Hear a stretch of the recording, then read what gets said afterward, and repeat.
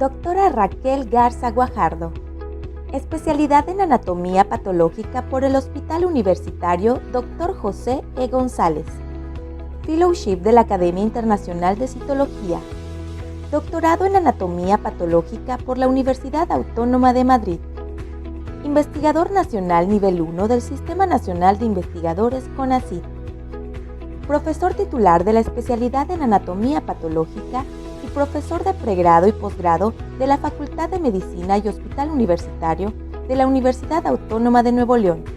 Además, es coordinadora de citopatología del Servicio de Anatomía Patológica en esta misma institución, expresidente de la Academia Mexicana de Citopatología y exsubdirectora de Planeación, Desarrollo y Calidad en el Hospital Universitario de la Universidad Autónoma de Nuevo León.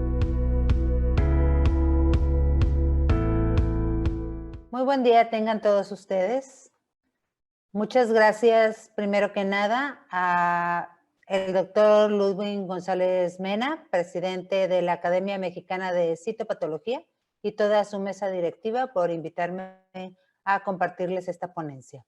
La tarea que me encomendaron es que les hable de la implementación de un sistema de calidad ISO en el laboratorio de citopatología. No quiero iniciar directamente con ISO sin decir unos pocos conceptos básicos de calidad. Ustedes ya saben que calidad proviene del latín qualitas y que significa propiedad o conjunto de propiedades de algo que permiten juzgar su valor. Y este simpático monito nos dice que particularmente en salud significa ofrecer los mayores beneficios con la menor cantidad de riesgo a la mayor cantidad de personas y con los recursos disponibles. No quiero hablar de calidad sin mencionar el fundamental aporte de dos personas. Uno de ellos es William Deming, que es el fundador de los principios básicos de calidad. Él tiene un libro muy famoso que todas las personas que hacemos calidad conocemos, y él es quien hizo el círculo de la mejora continua de la calidad, en donde sus principios básicos son 14 puntos particulares y 7 pecados mortales. Y su círculo consiste en planear primero, después realizar las cosas, después verificar o controlar y analizar y sobre todo actuar según los resultados. El otro personaje de gran importancia es Abedis Donabedian, pionero de la calidad en la atención en salud, y él basaba la calidad, el principio de calidad, en 3 puntos principales: estructura, procesos y resultados. Y bueno, si vemos el contexto de cómo iniciaron los conceptos de calidad, pues bueno, en 1960 en Estados Unidos se empezaron a certificar los laboratorios. Era una certificación voluntaria y enfocada a parámetros de precisión. Posteriormente, en 1970, se realizó un consenso para establecer los parámetros para medir a nivel nacional, también en Estados Unidos, la calidad de los laboratorios. En el 88, la CLIA estableció regulaciones para los laboratorios que examinan especímenes humanos. Existen certificaciones voluntarias, como el del Colegio Americano de Patólogos, que basa todos sus principios en analizar los procesos durante las fases preanalítica, analítica y posanalítica. En México, en ese entonces, esta norma veía la organización y funcionamiento de los laboratorios clínicos de carácter obligatorio para el sector público y privado, pero en ese momento no se incluían los laboratorios de anatomía patológica. Pero sí existían programas internacionales de certificación, como la norma ISO 9001-2000, basado en procesos, en una mejora continua, y pues en 2017 la Secretaría de Salud finalmente ya realiza una norma para la organización y funcionamiento de los laboratorios de anatomía patológica. Para poder intentar tener una certificación de tipo ISO, pues necesitamos tener un programa de garantía de calidad. Y eso significa que debemos de tener una cultura de calidad, que debemos saber lo que hacemos, que lo debemos de tener documentado, que debemos de tener todos estos procesos que nosotros realizamos en un manual, dividirlos en fase preanalítica, analítica y posanalítica, hacer actividades de supervisión, de revisión, monitorización. Debemos también tener manuales técnicos, de tal forma que una persona que se integra al laboratorio, leyendo estos manuales, pueda saber cómo funcionamos. Una cosa muy importante es el involucro del personal y la auditoría interna que los auditores designados realicen por lo menos una vez al año. ¿Cómo nos preparamos nosotros en el Servicio de Anatomía Patológica y Citopatología del Hospital Universitario? Pues bien, en el año 2003, la doctora Oralia Barbosa, el doctor Juan Pablo Flores y una servidora, hicimos el proyecto. Durante ese año planeamos lo que íbamos a hacer, vimos todo lo que necesitamos, contactamos asesores y nos preparamos durante el 2004. Se realizó una capacitación del todo el personal. Esta foto es de por esos años. Vean ustedes que aquí encontramos varias expresidentas de nuestra academia, la doctora Barbosa, la doctora Nadia, la doctora Gaby, aquí estoy yo, y el doctor Juan Pablo, que fue pivote de todo esto junto con la doctora Barbosa y conmigo. Establecimos un plan de calidad en donde estaba todo lo que hacíamos, cómo lo hacíamos, y si algo estaba mal lo modificamos. Y también establecimos misión, visión, valores, políticas de calidad y objetivos de calidad. Todo esto lo enfocamos en procesos. Para medir estos procesos tuvimos que instalar indicadores, tomamos cursos de auditoría interna, tomamos cursos de ISO y posteriormente contratamos los auditores externos que pudieran certificarnos. Y el compromiso del personal, como les mencionaba, es algo básico, clave. Aquí les pongo algunas fotos de los ejercicios que se hicieron en donde había que tener, pues, reuniones, capacitación, cursos, formación de auditores. Establecimos la misión, ustedes la pueden ver aquí, enfocada totalmente en lo que hacemos, en elaborar diagnósticos certeros, confiables y oportunos, y a la vez formar personal especialista en anatomía patológica. Como visión, nosotros pusimos ser el mejor servicio de anatomía patológica a nivel nacional. Hicimos una política de calidad y establecimos los valores. Para todo esto, sumamente importante, tuvimos que establecer objetivos de calidad y estos fueron 4. El número 1 era que nuestros reportes de todo tipo de anatomía patológica, citopatología, inmunohistoquímica, microscopía electrónica, autopsias, etcétera, porque el alcance de la auditoría era amplio y ocupaba todos nuestros procesos, estuvieran en el tiempo establecido con una meta que pusimos en el 80%. Como objetivo número 2 fue incrementar la precisión y confiabilidad en el diagnóstico. Nuestro objetivo número 3 fue que los especímenes de todo tipo, por lo menos el 90%, no requirieran reproceso. Y el objetivo 4 estaba enfocado totalmente a la satisfacción del cliente, y esta es nomenclatura de calidad. En nuestro caso, en nuestros laboratorios, el cliente son los pacientes y los médicos. Vean ustedes que para todo esto tuvimos que hacer un diagrama de todas las posibles entradas y finalmente las salidas. Y tenemos varios puntos de entrada, puntos de control, los procesos, las salidas y después viene finalmente la satisfacción del cliente. Lo mismo aplica para el laboratorio de citopatología. Si ustedes se fijan en las diferentes 4 entradas que tenemos, en todas se lleva a cabo algún proceso o varios procesos, como este que está aquí para la salida al final de la recepción de las muestras. Tenemos que tener documentado uno por uno de todos estos procesos.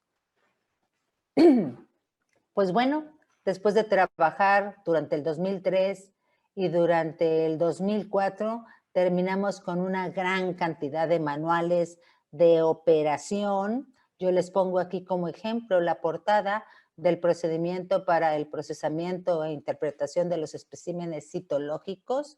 Vean ustedes que la realización de este procedimiento fue en 2004, les estoy poniendo el ejemplo 2018, ahorita ya tenemos el 2020.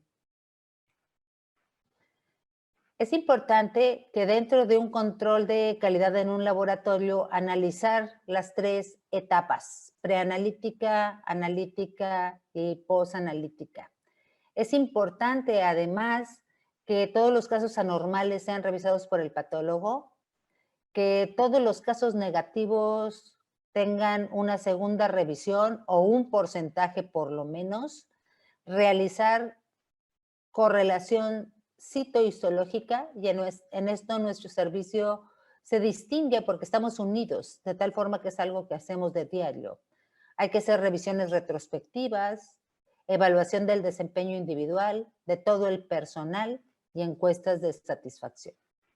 Y les pongo aquí un ejemplo de las fases preanalítica, lo que significa la solicitud del estudio, en este caso, la decisión del médico de hacer una citología del tipo que sea, ginecológica diversa, obtención del espécimen y transporte, que la parte analítica nos toca enteramente a nosotros, desde la recepción, procesamiento, descripción macroscópica de lo que recibimos, micro y diagnóstico, y la fase posanalítica, pues sería la transcripción, el reporte y la interpretación.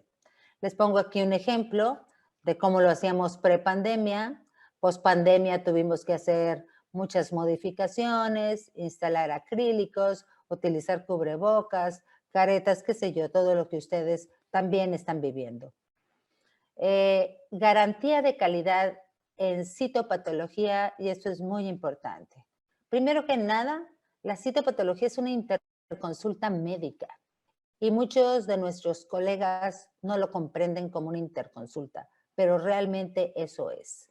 El responsable del laboratorio tiene que ser un patólogo calificado con entrenamiento especial en citopatología. Y este citopatólogo designado o patólogo con experiencia en citopatología, pues debe de tener presencia física en el laboratorio, debe de estar disponible para consultas, tiene que hacer una revisión de todas las citologías anormales, los especímenes no ginecológicos al 100%, revisión e involucro de los casos de BAF, desde enseñar al residente a que realice un porcentaje de biopsias por aspiración bajo supervisión y posteriormente supervisarlo, hacer la segunda o tercera punción en casos necesarios y revisar un porcentaje definido por el laboratorio de casos de citologías ginecológicas. Dentro de la garantía de calidad, el papel del citotecnólogo es clave. Aquí tenemos a Gerardo, nuestro profesor, ha sido profesor de todos nosotros, ahorita lamentablemente está jubilado. Aquí está Rocío, que actualmente ha tenido un papel activo dentro de la academia.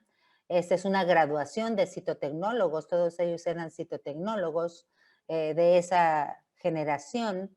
El citotecnólogo tiene que tener credenciales, certificación, educación continua, es un derecho que tiene, y tiene que tener retroalimentación de los diagnósticos del patólogo y tiene que trabajar en un área apropiada. Les muestro aquí nuestro laboratorio de citopatología anterior y nuestro nuevo laboratorio de citopatología. Tenemos un robot de base líquida con todo su sistema, refrigerador, sistema de archivo, toda la coloración, módulos, perdón, módulos para citotecnólogos, etcétera. Y esta es nuestra clínica de aspiración, que incluye hacia este lado está un escritorio para entrevistar al paciente, interrogarlo, llenar el consentimiento informado, etcétera. ¿Qué tenemos que hacer durante la documentación de procesos? Pues primero que nada tenemos que tener un registro apropiado, identificar adecuadamente los especímenes y continúan el proceso técnico, el de interpretación, interconsulta de casos, lo cual es un punto muy importante que más adelante hablaré, la emisión del reporte, el almacenamiento y depuración de laminillas, mantenimiento oportuno de los equipos, tanto mantenimiento preventivo como correctivo, tienen que tener instalaciones con seguridad y, por ejemplo, aquí estamos viendo un lavaojos, continúa hacia acá la regadera, y tienen que tener un sistema de monitoreo. Cuando nosotros hicimos el proyecto de ISO, fue para el laboratorio completo, no solo citopatología. Y estos fueron los procedimientos que dimos de alta, pero si vemos muchos que les puse en rojo, están totalmente involucrados con citopatología, desde la recepción de los especímenes hasta el proceso de todos los especímenes citológicos, la realización de biopsia por aspiración y diagnóstico morfológico que incluye varias partes, entre ellas citopatología. Les pongo aquí los ejemplos de los procedimientos de citopatología, tanto para procesamiento e interpretación de especímenes citológicos como para biopsia por aspiración. Estos procedimientos van a llevar un cierto orden desde el objetivo, las responsabilidades de cada quien, desde quién recibe la muestra, quién la procesa, quién la interpreta, etcétera. Les ponemos referencias, hacemos una introducción y una descripción amplia del proceso para que la persona que llegue por primera vez no tenga dudas. Tenemos que tener un esquema de entradas y salidas y además registros de calidad que anteriormente incluían muchos diarios, manuales, incluso libros externos, podemos poner como registro de calidad documentos externos. Para poder medir estos procesos y para poder llevarlos a cabo adecuadamente, tenemos que tener instructivos de trabajo. Y en ese entonces teníamos documentados todos estos y les estoy señalando aquí los instructivos que eran relacionados con citopatología, para la técnica de Papa Nicolau, para el procesamiento de diverso, para la biopsia por aspiración. Muchos otros están involucrados en citopatología, por ejemplo, en manejo de biopsias cuando tenemos bloques celulares, en control y caducidad de reactivos, el sistema de informática. Realmente es un sistema que involucra todo el laboratorio. Estos instructivos de trabajo, y les pongo aquí 3 ejemplos de citopatología, que son el de citología diversa, el de tinción de Papa Nicolau y el de biopsia por aspiración. Hicimos algo que en su momento nuestros asesores externos nos dijeron que era algo innovador. Estamos hablando de 2004. Y es que los instructivos los hicimos con fotos. Y les estoy aquí poniendo brevemente algunas de las fotos porque todo el proceso estaba documentado de esa forma. Este es el de biopsia por aspiración. Este es el de tinción de Papa Nicolau. Así estaba hecha la tinción para Diff Quick, por ejemplo. El de procesamiento de base líquida. Y posteriormente, para poder medir nuestros procedimientos y todo lo que realizamos a través de instructivos, tenemos que tener establecidos indicadores según los objetivos de calidad. Perdón.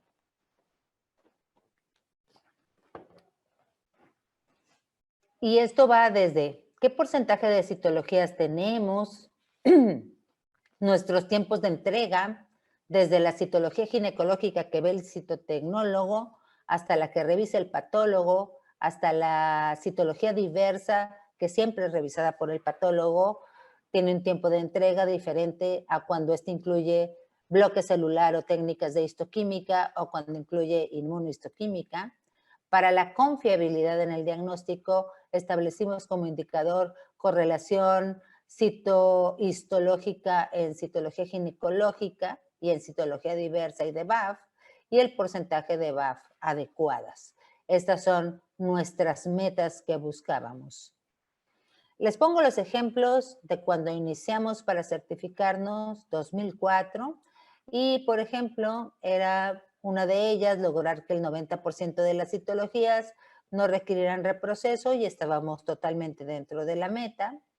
Les pongo como ejemplo el tiempo de entrega del reporte de citología ginecológica que ve el citotecnólogo, y en ese mismo momento nos dimos cuenta que 80% nos habíamos quedado muy abajo en este indicador en particular de tiempo de entrega, porque teníamos pues prácticamente el 100%. Nuestros citotecnólogos eran sumamente eficaces.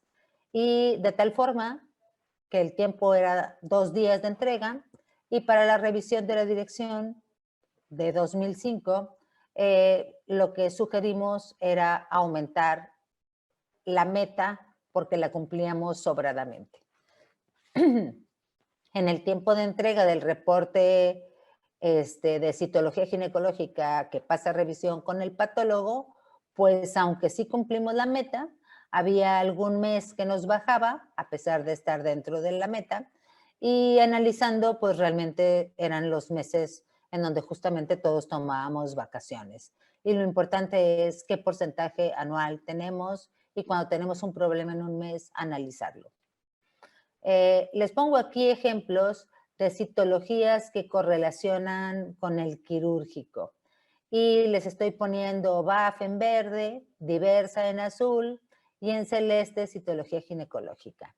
De tal forma que nos quedamos muy sobre la meta, muy limítrofes, porque la meta es 95%, y entonces instalamos de manera obligatoria por lo menos un curso anual para citotecnólogos, también para los patólogos que revisan citología, y que todas las clases dirigidas a citopatología entrarán los citotecnólogos.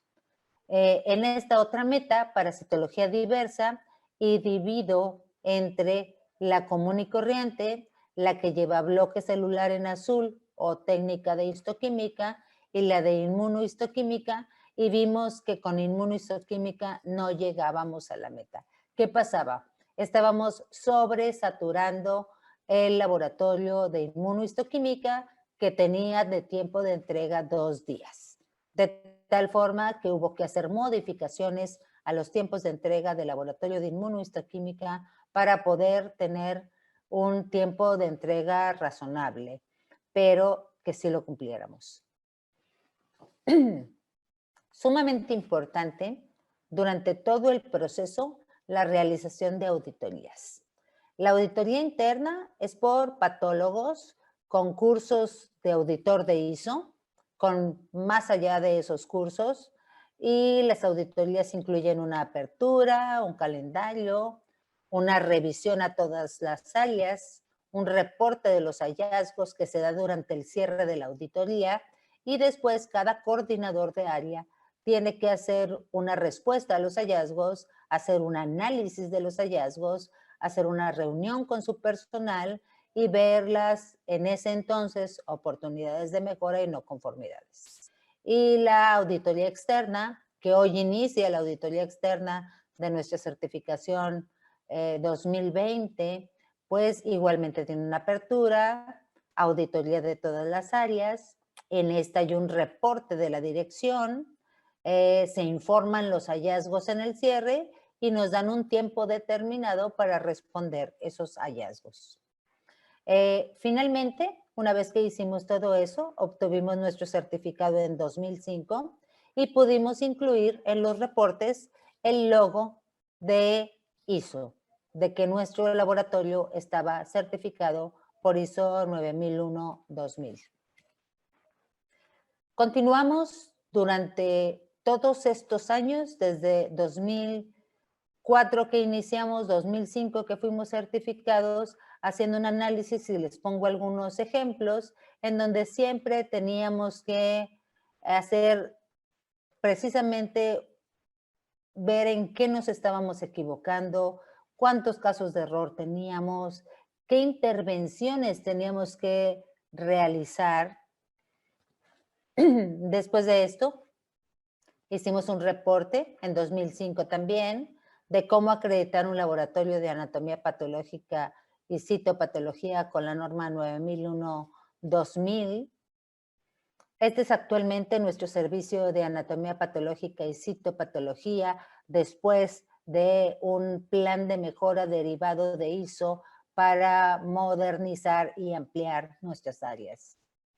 Vean ustedes que en 2006 teníamos ya indicadores bastante sólidos, sin embargo, seguíamos teniendo todos aquellos casos que no correlacionaban. Todos los casos de no correlación tenemos que revisar uno por uno y ver la causa. Y en citología ginecológica, dada el gran número de citología ginecológica, la subdirección de calidad en ese entonces nos sugirió que utilizáramos la tabla de Miller con el nivel más óptimo que existía para revisión de citologías al azar. De tal forma que, por ejemplo, aquí, cada 10 casos revisábamos una citología para ver la correlación, y en citología diversa, pues algún mes no tuvimos una buena correlación, pero finalmente el anual nos dio un número mayor que la meta. Importantísimo hacer diagnóstico y correlación entre diagnóstico citológico y biopsia y ver qué está pasando con nuestros errores, cuáles son los hallazgos más importantes. Y aquí les digo una cosa muy importante. No todos los errores encontrados cada año son citológicos. Dado que tenemos que ver la citología y la biopsia, algunos casos como este en particular, que era un adenocarcinoma y que había sido diagnosticado como inflamatorio, realmente tenía un pequeñísimo fragmento que fue pasado por obvio y que estaba desprendido de la biopsia donde se encontraba el adenocarcinoma. Entonces, cada revisión tenemos casos que no correlacionan, muchos son citológicos, no son muchos, pero bueno, la mayoría citológicos, pero también algunos, la citología es correcta y la biopsia no. Hay que revisar ambas cosas, hablar con el patólogo, revisarlo en conjunto, etcétera. Con nuestros indicadores de BAF, que son 2, y que es que la BAF correlacione con el quirúrgico, y en este caso en particular, en donde vimos que estaba iniciando el año, donde teníamos números malos, vimos que los pacientes no estaban siendo bien seleccionados. Y entonces hubo que nuevamente hablar con los residentes, la selección es muy importante, no todos eran candidatos. Y para incrementar la confiabilidad en el diagnóstico, cuántas BAF adecuadas teníamos, y pues teníamos un número bastante adecuado. Tanto que tuvimos la oportunidad en ese año, con todos los números previos, de hacer este reporte de los especímenes inadecuados en biopsia por aspiración, patólogos contra otros especialistas, particularmente los estudios guiados por imagen. Tenemos muchos estudios de radiología, en estos momentos endocrinología, de gastroenterología, y de tal forma que la precisión, vean ustedes, 92% les ganamos. Estos otros son aquellos que hacían su función en la consulta y mandaban las laminillas sin evaluación inmediata de la muestra, que es lo que tenemos estipulado en nuestro manual. Hay que hacer evaluación inmediata de la muestra, primera punción por el residente de tercer año, segunda punción si es inadecuada por el de cuarto año, tercera punción por el profesor siempre. Vean ustedes que cada año tenemos que revisar esto y de repente encontramos cosas como esto. Algunos de los casos erróneos, y ustedes ven aquí que todos están por un patólogo, pues no tenían segundo patólogo. Pensamos que, dado que lo tenemos dado de alta como un indicador, el porcentaje de segundo patólogo, era importante utilizarlo en citopatología también. Y lo utilizamos con mucha frecuencia. ¿En qué casos utilizamos segundo patólogo? Casos de difícil diagnóstico, casos con escaso material, y esto es tanto para citopatología como anatomía patológica, casos que vienen de revisión y que vienen con un diagnóstico y lo vamos a cambiar. No podemos hacer un diagnóstico solos porque tendría que entrar un tercero en discordia, de tal forma que de una vez les damos un reporte con por lo menos 2 patólogos. Haciendo todo eso, vemos que el porcentaje de casos que no correlacionaban disminuyó conforme los años. Y en 2010 tuve la fortuna de ser designada subdirectora de Planeación, Desarrollo y Calidad. Y entonces nos tocó la nueva norma, la norma alineada a Joint Commission. Realmente nos fue muy bien. Fue el primer hospital de ese tamaño, con ese número de camas, certificado en México. Y aquí estamos los editores. Designamos un capítulo para servicios auxiliares de diagnóstico en donde va anatomía patológica, y esto era no para que nosotros lo aprendiéramos, sino para que los clínicos supieran cómo enviar las biopsias, cómo pedir una autopsia, qué hacer con una biopsia renal para valoración, qué hacer con las citologías, si tenían que refrigerarlas, que no le pusieran cosas adicionales, etc. De tal forma que este libro es el libro que se lleva en este momento en la materia de calidad en la licenciatura de médico, cirujano y partero. ¿Qué hacer en el laboratorio de citopatología para la revisión de casos, nuestro control de calidad interna? Pues el patólogo, citopatólogo, tiene que revisar todos los casos positivos o con células atípicas de ASCUS para arriba, todos tienen que ser revisados. Todas las dudas del citotecnólogo tienen que ser revisados. Tienen que ser revisados todos los casos previos negativos si tenemos una citología positiva, para ver si no tuvimos falsos negativos. Tienen que ser revisados todos los casos con datos clínicos anormales. Tanto el citotecnólogo como el patólogo, citopatólogo tendrán que ver un porcentaje de casos negativos.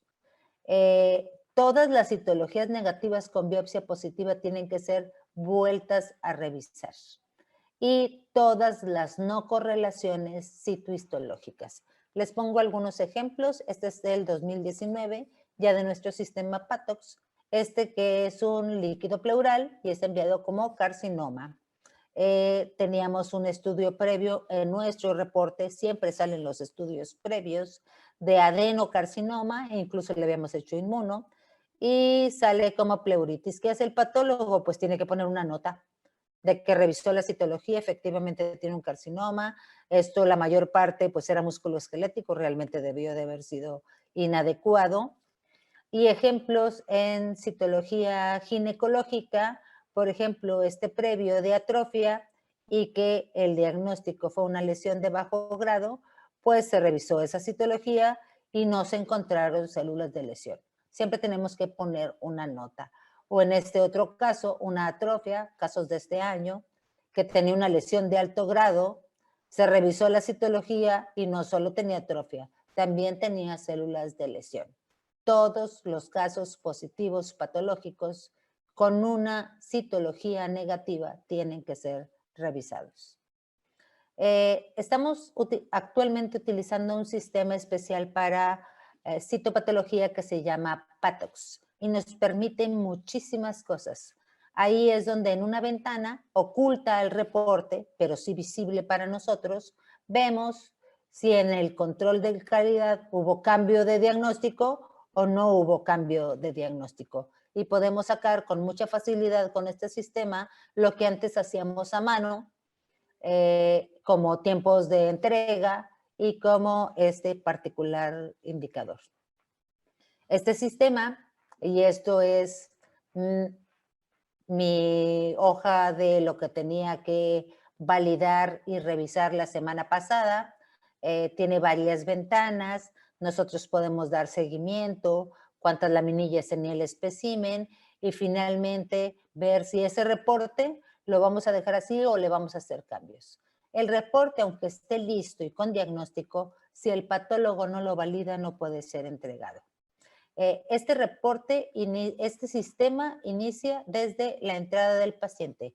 se registra en recepción dentro de este sistema, pasa al laboratorio, el laboratorio lo registran, aquí mismo le salen a cada laboratorio sus listas de trabajo, a cada patólogo le salen las listas que le mostré de lo que tienen que revisar, de lo que diagnosticaron, nos puede decir si el espécimen para las secretarias que entregan reportes está a interpretar o está cerrado, y también aquí mismo ponemos la solicitud de estudios subsecuentes. Y nos ha ayudado tanto que nos deshicimos de la gran cantidad de diarios que teníamos. Vean ustedes, acá hay otro montón de diarios, los guardamos por un tiempo y también dejamos de hacer el reporte encuadernado por escrito porque sencillamente ya no teníamos lugar y tenemos desde 1995 todos los reportes en el sistema, de tal forma que ya no los encuadernamos. Otra ventaja, pues es que nos da laminillas identificadas y que tienen que tener el mismo código que la hoja de trabajo, que el frasco que llega, de tal forma, y un código de barras llevan tanto la hoja de trabajo como el frasco que lleva. Les hablé hace un poco del segundo patólogo. Es uno de nuestros indicadores.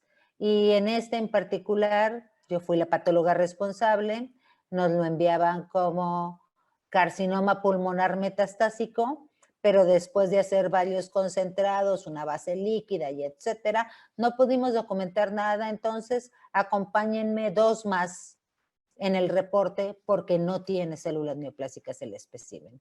Y este es un caso de una biopsia en donde si hacemos cambio, eran laminillas de revisión, si hacemos cambio de diagnóstico, tenemos que poner por lo menos un patólogo adicional. ¿Qué pasa cuando estos patólogos no nos ponemos de acuerdo?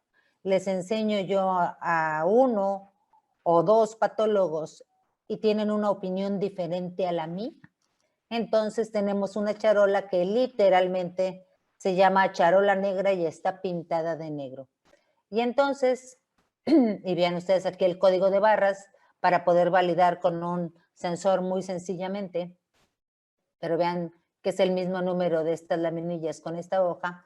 Esta charola negra la tienen que ver todos los patólogos y emitir su opinión y tenemos que llegar a un consenso. Si en ese consenso existen diagnósticos variados, diversos y no podemos resolverlo, está estipulado dentro de nuestros manuales que tendremos que enviarlo a revisión externa a otro hospital con un experto del área. Durante todos los años hasta 2008 estuvimos con el ISO 9001-2008. Que en 2008 en particular, pues no cambió mucho y siguió con acciones preventivas, pero que su evolución a 2015 incluyó cosas tan importantes como la gestión de riesgos. Este ISO 9001-2015 fue publicado en septiembre de 2015. Nuestro laboratorio está certificado con esta norma a partir de 2016 y sus cambios más importantes es que todo está más explicado, que desaparece el término acción preventiva, pero que enfoca en gran manera la gestión de riesgos. ¿Cuáles son los riesgos que existen en cada proceso? Los tenemos que tener identificados para evitar la mayor posibilidad de daño y error. Dado que la norma 9001-2015 está enfocada particularmente en riesgo y que tenemos que identificar los riesgos en todos los procesos, pues les pongo un ejemplo aquí de la carta de consentimiento bajo información que utilizamos siempre que hacemos una biopsia por aspiración, los riesgos que tiene el paciente, que son muy pocos realmente, y los riesgos personales según la situación del paciente. Estas son las instalaciones de nuestro nuevo laboratorio, el laboratorio general. Vean ustedes que tiene una regadera. Acá vemos también un lavaojos. Esto está en todos los laboratorios. También tenemos extinguidores, escaleras de emergencia. etcétera. Y vean ustedes que la gestión de riesgos que fue tomada hasta 2015 tiene muchísimo tiempo de que se ha estado hablando de ella. El primero que lo dijo fue Hipócrates. Primero que nada, no hacer daño. Ramón y Cajal dijo que lo peor de cometer un error no es otro más que tomarlo a la ligera y no aprender de él. En 1999, el Instituto de Medicina de los Estados Unidos publicó este libro que se llama Errores Humanos y de donde se derivó toda la cultura de eventos adversos, cuasifallas, eventos centinelas, etcétera, y en donde se vio el gran número de personas que morían al año solamente como resultado de un error hospitalario y que muchas veces o prácticamente en todos estos ejemplos sobrepasaba causas tan importantes como accidentes, cáncer de mama, SIDA.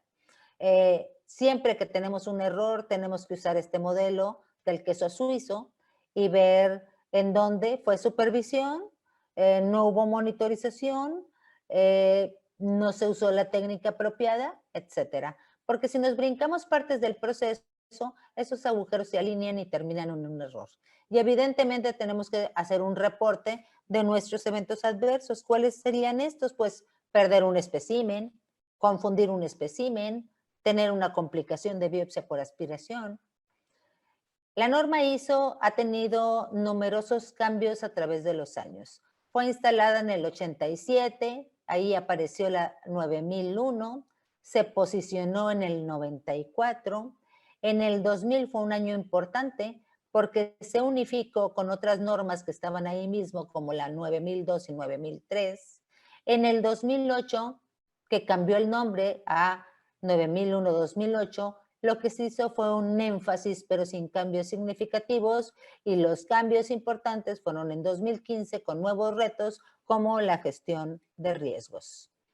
Este año, y ustedes pueden ver aquí que dice ISO Digital, y debido a la pandemia, nuestra auditoría que inicia hoy, inició la apertura por el comité externo a las 9 de la mañana, pues todo lo tenemos de manera digital. Vean ustedes aquí los procedimientos, los instructivos de trabajo. Tenemos que modificarlo según cómo estamos viviendo el tiempo. Nosotros utilizamos a través de la Universidad Autónoma de Nuevo León un sistema que se llama, una plataforma que se llama Teams, y vean ustedes que dentro de todos los grupos, aquí están mis grupos de pregrado, el grupo de posgrado, etcétera, está el de gestión de calidad, y ahí nos comunicamos, ahí nos pusieron pues a qué hora va a pasar cada cosa, y esto es mucho más extenso.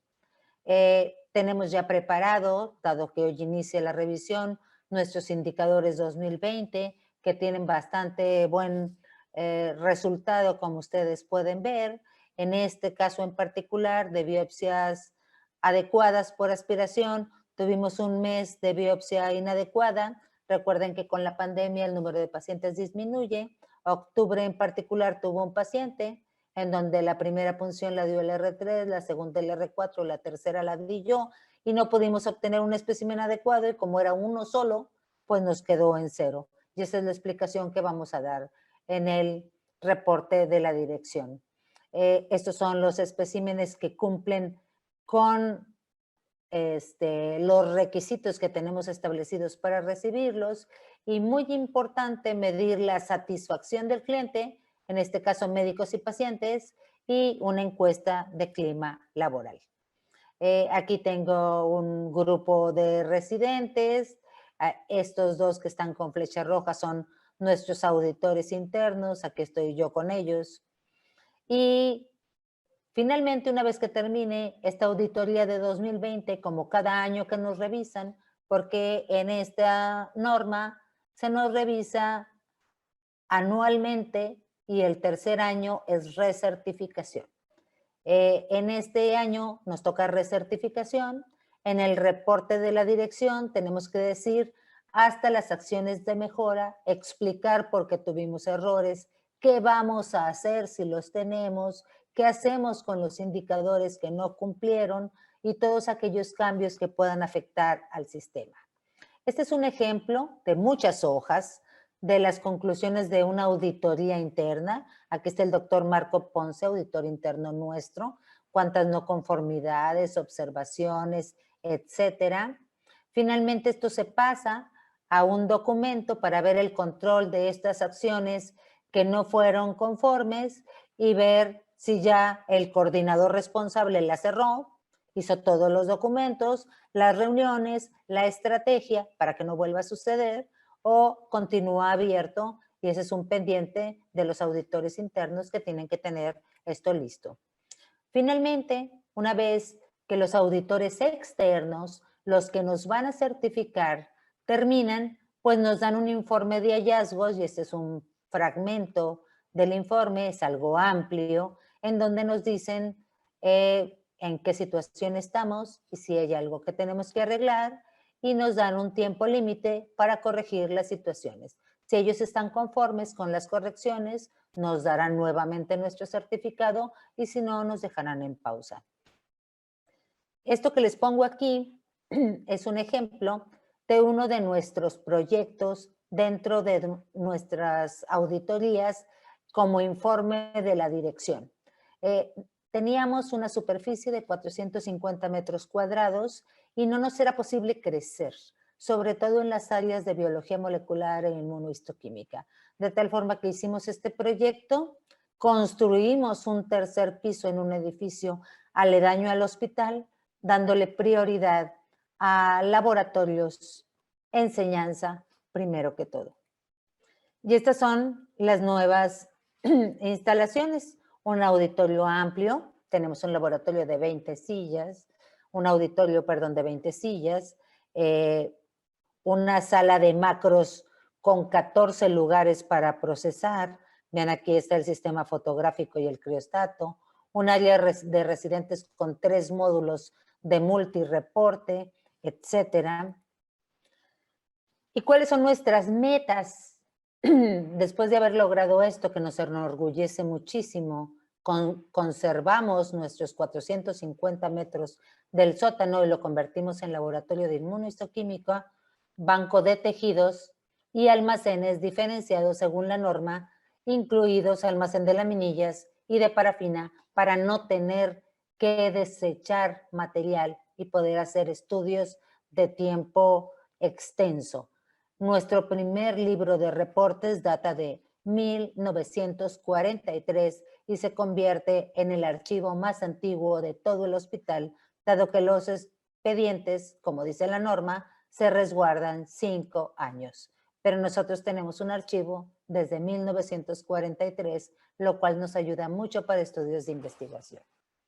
A corto y mediano plazo, ¿qué queremos? Pues aplicar la norma de calidad para laboratorios clínicos. Está dividida en 2 partes.